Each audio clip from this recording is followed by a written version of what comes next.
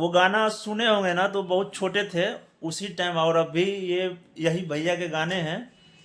नमस्कार, हम बानी भोजपुरी गायक सनी कुमार सनिया और आज हमने के दिल्ली में बाड़ी जा और बहुत ही जबरदस्त गाना का शूटिंग अभी करे जा तनी जा।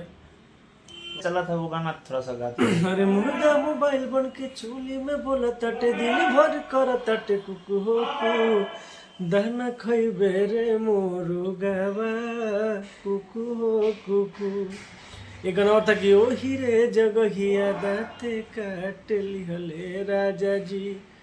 ये गाना 15-16 साल से आज भी इंस्टाग्राम, फेसबुक पे, आपका यूट्यूब पे हर जगह भी ट्रेंडिंग में चल रहा है। हाँ, ट्रेंडिंग तो में। काफ़ी प्यारा आशीर्वाद आप लोग शुरू से देते आ रहे हैं। अभी नया नया गाना आप सबके बीच हम ला रहे हैं, तो आप सब ढेर सारा और आशीर्वाद बहुत सारा गाना अभी और शूट हुआ है। अभी हम लोग शूट पे होटल में रुके हैं, अभी निकलेंगे आउटडोर तो शूट करेंगे। बहुत मस्त मस्त गाना है सनी भैया का।